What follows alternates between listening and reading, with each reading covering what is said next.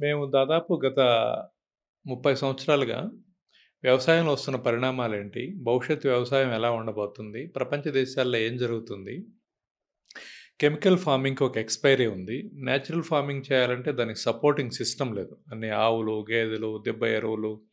So, ఈ system అంత సపోర్టింగ్‌గా లేదు. అండ్ రోజువారీ పొలంలో పనిచేసి చేయగలిగే మనుషులు లేరు. భవిష్యత్తు ఎలా ఉండబోతుందనేది ఆలోచించినప్పుడు చాలా ప్రాంతాలు తిరిగాం. చాలా ఫార్మ్స్ తిరిగాం. చాలా ఎక్స్‌పర్ట్స్‌ని కలిసాం. కలిసినప్పుడు మాకేమనిపించిందంటే, యెస్, దీనికి ఒక లైక్ మైండెడ్ పీపుల్ ఉండాలి ఫస్ట్. ఒక గ్రామంలో వాళ్ళు ఎలా ఆలోచించి, వాళ్ళు చేసుకునే ఉత్సవాలు, పండగలు, సో, అక్కడ లైఫ్ ఈజ్ ఎ సెలబ్రేషన్ కదా ఊర్లో. అలాంటి ఒక కమ్యూనిటీ ఉండాలి. కమ్యూనిటీ ఉండాలంటే there should be a moral code. అందుకని మేము ఈ కమ్యూనిటీ సపోర్టెడ్ అగ్రికల్చర్ అనే దానిలో కొన్ని నార్మ్స్ పెట్టుకున్నాం. ఏంటి ఆ నార్మ్స్ అంటే, ఫస్టు పంచభూతాలు ఎనీ లైఫ్‌కి సోర్స్ అనేది వాళ్ళు తెలుసుకోవాలి. భూమి, నీరు, ఆకాశం, గాలి, అగ్ని, ఇవే మన లైఫ్ సోర్స్ అనేది తెలుసుకోవాలి. అదే మనకు ఆధారం కాబట్టి దాన్ని రెస్పెక్ట్ చేయాలి. రెస్పెక్ట్ చేసి థాంక్స్, ఆ కృతజ్ఞతా భావం ఉంటేనే ఒకటి భూమితో పని చేయాలి. అటువంటి వాళ్ళనే తీసుకుంటాం నంబర్ 1.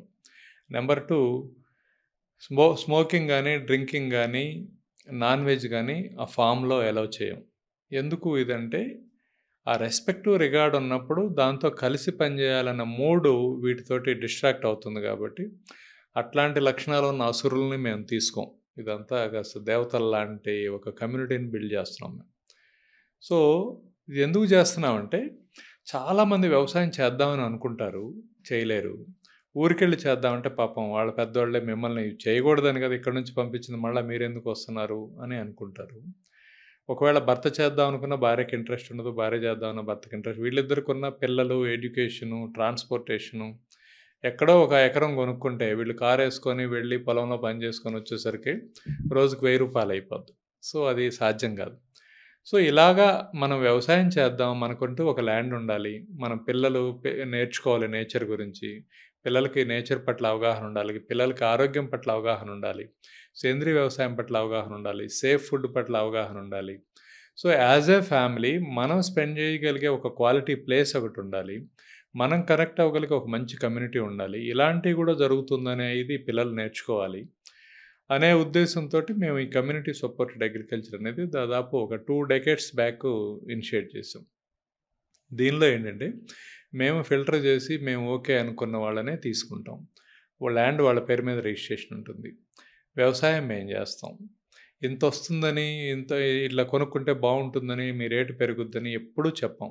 ఎందుకంటే, ఇది ఏ ఏ ఒక్కళ్ళని ప్రవోక్ చేయడానికో కాదు. మనందరం కలిసి ఒక మొమెంటమ్ బిల్డ్ చేస్తున్నాం. ఒక కమ్యూనిటీని బిల్డ్ చేస్తున్నాం. అందుకని అందరం కలిసి పని చేస్తాం గానీ, ఎవరెక్కువ, ఎవరు తక్కువ కాదు. సో, అందుకని మనం ఈ కమ్యూనిటీ సపోర్టెడ్ అగ్రికల్చర్ అనేది ఒక ప్లాట్‌ఫార్మ్ క్రియేట్ చేయబట్టి, వ్యవసాయం చేద్దాం అనుకునే వాళ్ళందరూ మాతో చేతులు కలిపారు.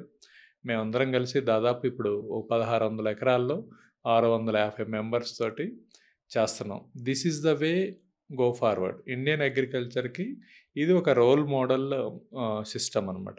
ఇదే మన గ్రామాల్లో గూడా అందరూ కలిసి కలెక్టివ్ ఫార్మింగ్ జేయొచ్చు. మన పర్వతాల్లో గూడా మన ట్రైబ్స్ అందరూ కలిసి ఒక కలెక్టివ్ ఫార్మింగ్ జేయొచ్చు. అలానే అర్బన్‌లో గూడా ఇలాంటి వాళ్ళందరూ కలిసి నియర్ బైలో, హైదరాబాదు మీరు వీకెండ్ వచ్చింది, ఎక్కడికో రిసార్ట్‌కి పోతే రోజుకు 10,000 అవుతాయి. అదే మన పొలానికి పోతే జస్ట్ ఫ్యూయల్ ఖర్చుతోటి మీరు పొలం అంతా తిరిగి హాయిగా ఆనందించి వస్తారు. అందుకని this is the way to go forward. Thank you.